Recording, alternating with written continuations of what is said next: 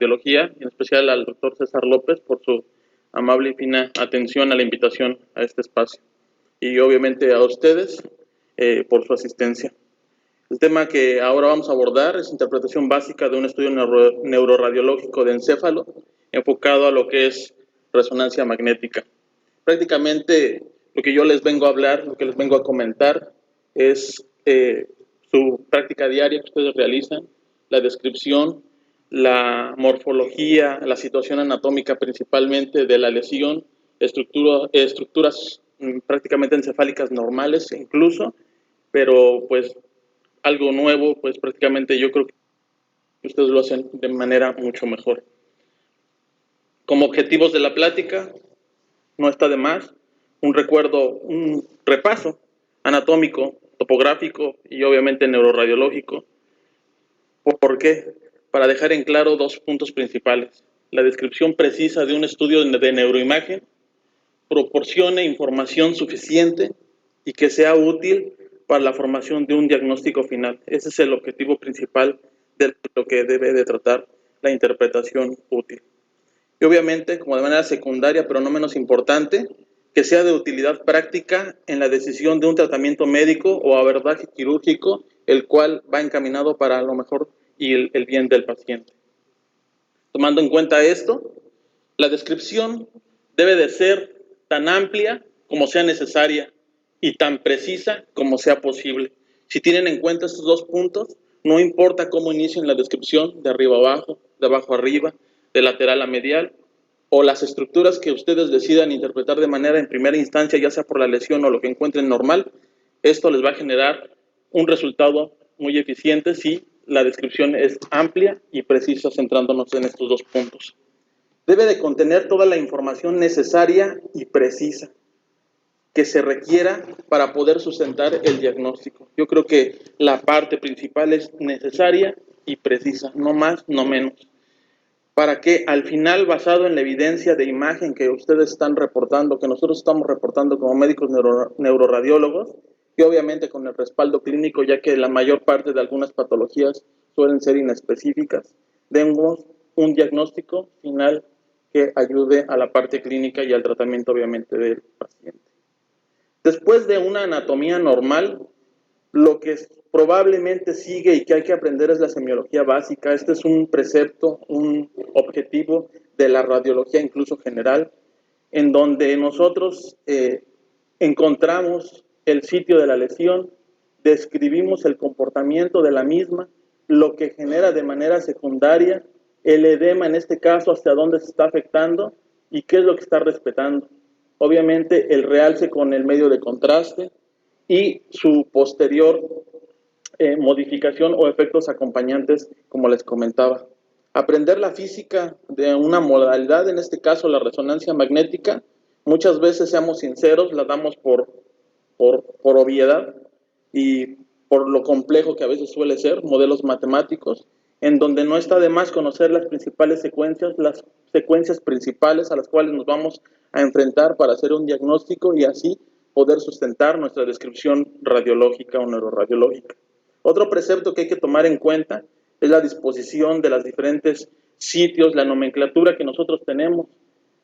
Recordemos que filogenéticamente y ontogénicamente el cerebro se fue acoplando desde la médula espinal en los anfibios, la lamprea, los mamíferos, hasta que posteriormente esta estructura de jerarquización, al sumarse hacia los hemisferios cerebrales, tuvo como consecuencia una correcta funcionalidad de lo que son los mamíferos, en nuestro caso, la especie humana, que es el más desarrollado.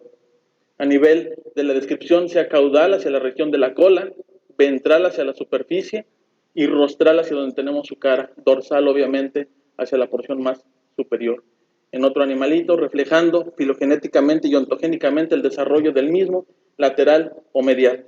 En el caso del cerebro, los hemisferios conserva la misma relación que nosotros tenemos. Sin embargo, una raya que yo coloco acá de manera horizontal nos divide la región supratentorial de lo infratentorial, perdón, en donde cambia de manera concreta y ahora se localiza hacia dorsal la porción más posterior que nosotros visualizábamos y hacia ventral la porción más anterior, obviamente rostral arriba y caudal abajo.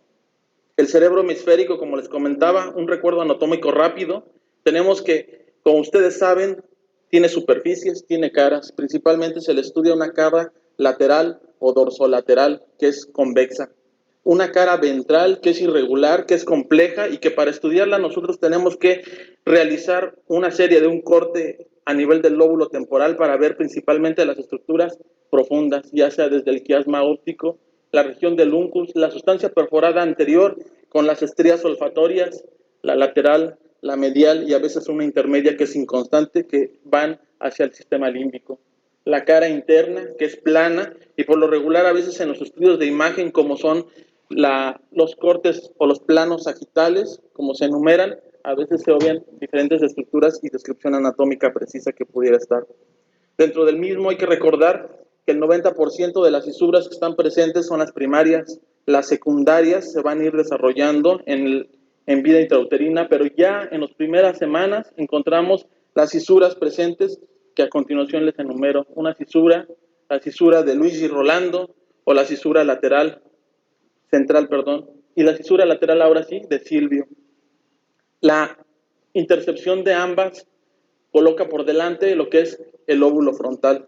Pero no olvidemos que hay otra fisura pequeña que no se demuestra en la cara dorsolateral, que se ve más evidente en la cara interna, y esto es la fisura parieto-occipital. Y por delante y abajo, hacia la porción más ventral, la impresión de la porción petrosa, el borde superior petroso, que nos hace que estas dos se intercepten, hagan una línea, y de tal manera que una perpendicular a esta, con desplazamiento caudal y extensión imaginaria de la de Silvio, nos cruce y nos divida dos lóbulos, el lóbulo temporal y el lóbulo parietal por arriba. Anatómicamente, esto es como nosotros debemos de hacer la división de los mismos sin ni siquiera necesidad de colores o rayas. Y vemos lo que resta, el lóbulo occipital. Y aquí están, para sagital, como sabemos, la convexidad del hemisferio cerebral a este nivel, pues nos dificulta ver la morfología normal a veces de algunas estructuras. Sin embargo, la extensión de las mismas, como les comentaba, suelen verse reflejadas en estas líneas que yo les enumero, de tal manera que queda descubierto la región de la ínsula con sus giros cortos y largos. No olvidemos que la cara también, dorsolateral, muy importante por sus surcos y giros, principalmente a nivel frontal, superior e inferior, que nos delimitan los lóbulos prácticamente, y los giros, perdón, superior, medio e inferior. Y la porción inferior tiene una particularidad debido a que hay una rama ascendente, una rama horizontal que nos divide en una región triangular por su morfología, la porción opercular, la tapadera, como le decían, prácticamente en relación a la entrada de la fisura de Silvio, y la ínsula, casi ínsula, que se muestra hacia el fondo, como les mostraba en la resonancia magnética, y la parte orbitaria, que prácticamente es la que está en contacto con la superficie ventral del lóbulo frontal. Los surcos, el surco lateral, que nos divide por delante también, aunado al surco precentral y poscentral, los que ya conocemos, el surco prefrontal, frontal ascendente, el giro, giro postcentral también. Y a nivel parietal, un surco intraparietal que nos divide en superior e inferior lobulillos, parietal y superior, como se describen también. A nivel temporal, los mismos surcos, superior e inferior, que nos delimitan tres giros. La extensión caudal de los mismos, supramarginal y angular, respectivamente, de los mismos. Hay quien dice que pertenecen al lóbulo temporal y otras literaturas que no, que son independientes al lóbulo parietal. El punto es que es anatomía topográfica y la funcional la podemos dejar hacia otro lado. En la lateral, el principal, el surco lateral o dorsolateral, que nos divide en superior e inferior, el lóbulo occipital, que es un poco más difícil de visualizar a veces. Un esquema de anatomía normal en donde lo comparamos con una porción más dorsal de lo que es la resonancia magnética, y nos interesa ver cuál es frontal, cuál es parietal, e identificamos lo que ya sabemos, ¿no? La letra omega, que tiene una pancita, las patitas, y a partir de ahí es el surco lateral, hacia adelante lo que queda el resto de las estructuras. Y a nivel intraparietal, vean, este surco recto, que lo podemos localizar hacia la porción más caudal del mismo, vean, surco intraparietal. Y de ahí poder delimitar las diferentes estructuras. Un poco oscuro, no se ve, ustedes disculpen, pero lo que podemos identificar es la rama anterior, la rama ascendente, que nos delimita prácticamente la región opercular, triangular y orbitaria, parte del surco frontal inferior, y así a su vez surco temporal superior, inferior que nos delimita los lóbulos, los giros temporales superior, medio e inferior. Y obviamente la extensión de lateral, Luigi Rolando, prefrontal y postcentral, perdón. En la porción, en el plano coronal también, si nosotros somos acuiciosos, pues podemos identificar los surcos principales, superior, medio, que nos delimitan los lóbulos y la famosa T que describimos en la fisura de Silvio. Todo esto para localizar las diferentes imágenes. La extensión de los surcos y fisuras prácticamente hacia la porción interna de la cara, que es plana, en donde nos delimita prácticamente de rostral a caudal el giro frontal superior, su extensión a circunvolución frontal interna, al lóbulo paracentral, la cuña, prácticamente delimitado por la cisura calcarina, precuña, hacia la porción más dorsal, el giro del parihipocampo. Prácticamente es anatomía que ustedes ya saben, simplemente es recordatorio. El giro del cíngulo, el cinturón que le llamaban los antiguos, ¿por qué? Porque rodea el cuerpo calloso, por eso es el cíngulo. Y vemos las mismas extensiones de los mismos surcos del lóbulo paracentral y las diferentes estructuras que nos enumera la cisura calcarina, el espolón calcarino, la estría de Gennari a nivel de patología. La superficie ventral, que principalmente hacia la porción frontal identificamos los surcos en H que nos delimitan frontal anterior, frontal posterior, frontal medial y frontal lateral, obviamente delimitado por el surco olfatorio que nos divide la circunvolución del giro recto. Ahí los tenemos enumerados, perdón. Y prácticamente en la superficie temporal, la circunvolución fusiforme, occipito frontal, occipito temporal y prácticamente la circunvolución occipito frontal medial que se continúa con el giro del parahipocampo a nivel del funcus en la porción más rostral.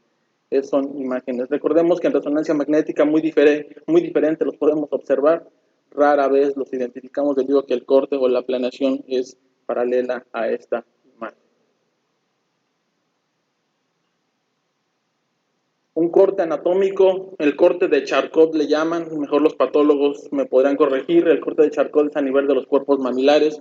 El corte de Charcot nos identifica las estructuras diencefálicas que están en la porción media y nos divide de manera mejor lo que es la cápsula interna, la porción del globo pálido en su porción medial lateral, el putamen y obviamente el claustro o antemuro, es lo que vamos a identificar a nivel central. La ínsula, la región de la misma y el corte más o menos enfocado a la misma altura en un plano de resonancia coronal.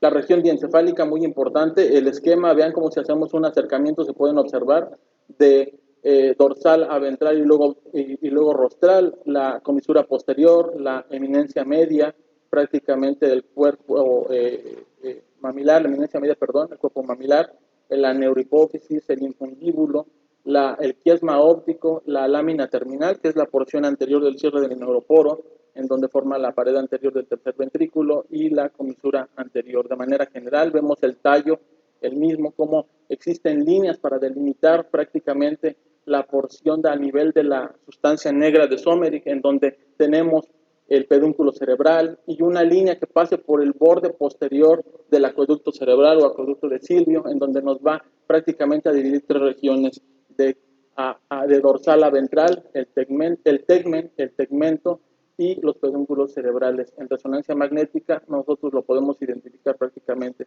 lo que es la lámina cuadrigémina, el tegmen y una división más o menos a la altura de la sustancia negra en donde nos divide estas tres regiones. De manera general es lo que nosotros buscamos a nivel de una resonancia magnética, de susceptibilidad magnética, identificamos núcleo rojo, sustancia negra principalmente. Otras estructuras del mesencéfalo adyacentes, el quiasma óptico, el uncus, la relación con los vasos y la región del hipocampo y parahipocampo principalmente. A nivel del puente, pues nosotros lo observamos que prácticamente es homogéneo, simétrico, sin embargo no hay que olvidar que hay una división también en donde lo pone de manifiesto que es la calota y la porción de los pies o la superficie ventral. Esto va a estar delimitado por prácticamente una estructura que le llamamos el lemnisco medio o la cinta de raíz media, que es la superposición de la vía ascendente propioceptiva, esterognosia, batestesia, parenestesia, que nos divide esto mismo. ¿Por qué? Porque por delante, de manera difusa, están los núcleos pontinos y entre ellos la vía piramidal, para localizarnos anatómicamente. Hacia una superficie más caudal al bulbo raquídeo, médulo oblonga, vemos como las pirámides, los rodetes piramidales, las eminencias olivares las podemos marcar en esta imagen y prácticamente el brazo, el pedúnculo cerebeloso inferior, la relación con el vermis y el cuarto ventrículo.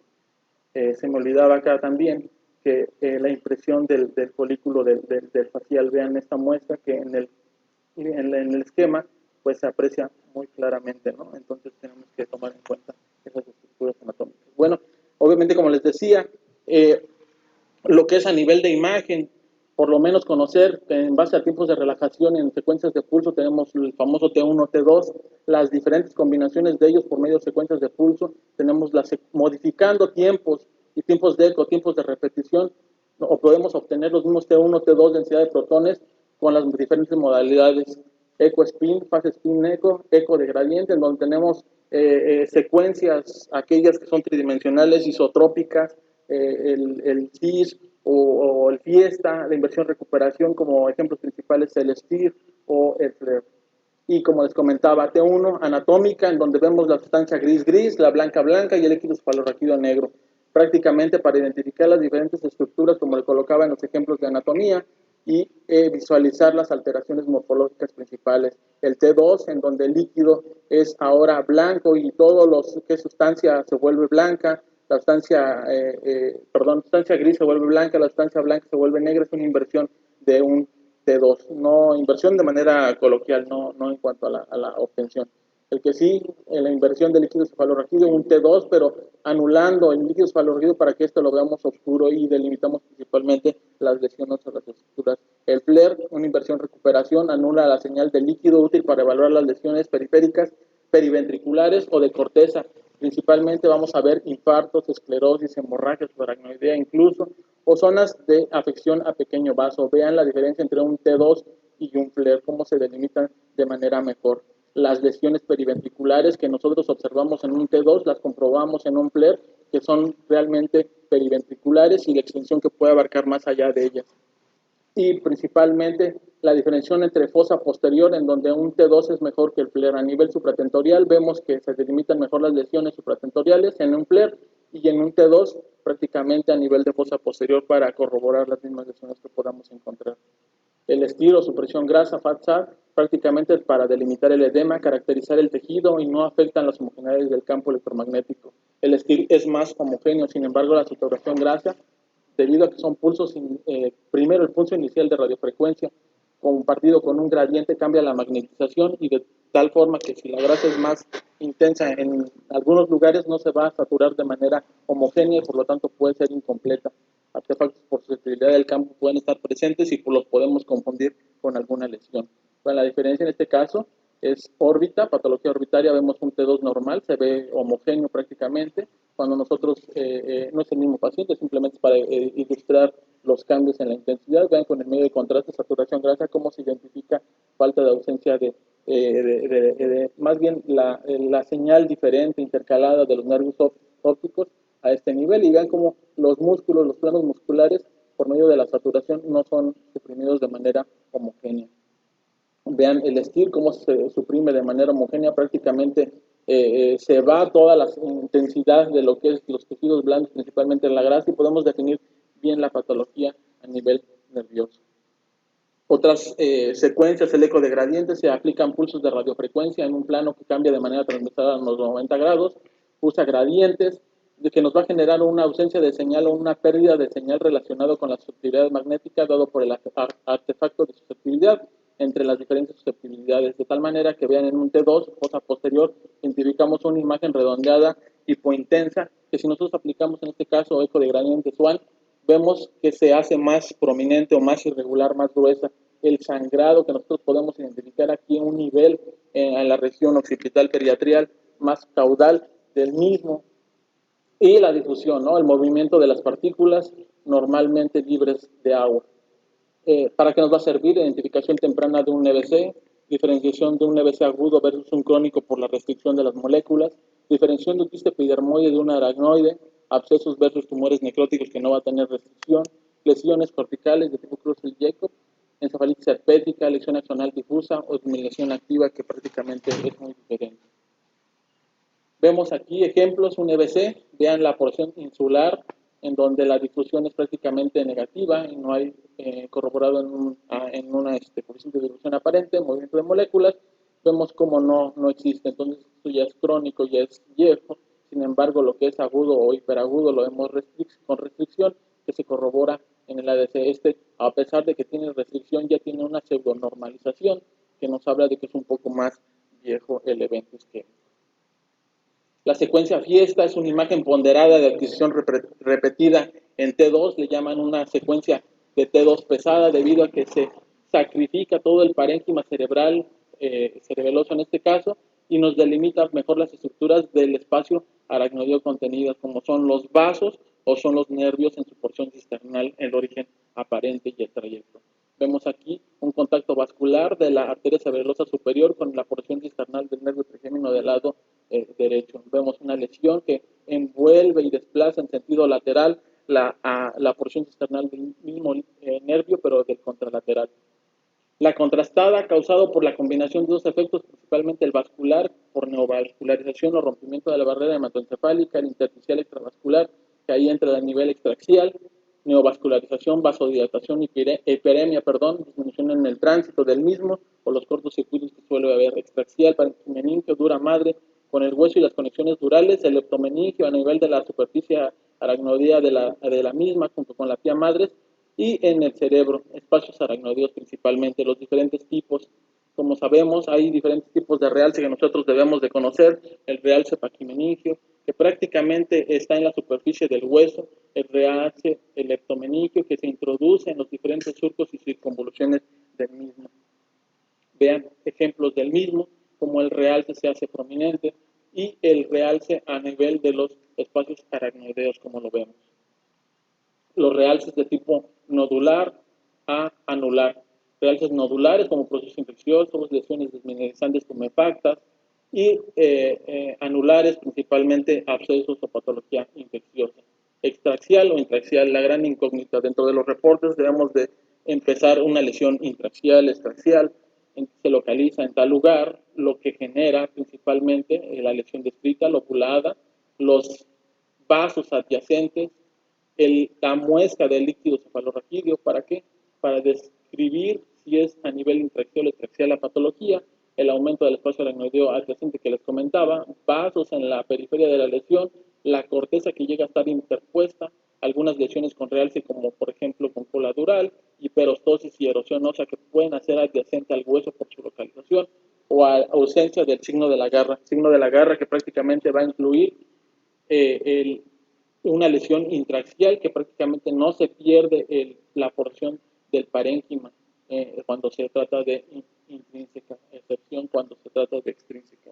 Prácticamente lo que les vengo a comentar es de lo que ustedes ya saben, simplemente un recordatorio. ¿Para qué? Para que tengan en cuenta como conclusión que una descripción debe ser precisa, debe de incluir toda la información necesaria para poder sustentar un diagnóstico final basado en la evidencia de imagen y obviamente con respaldo clínico. Gracias.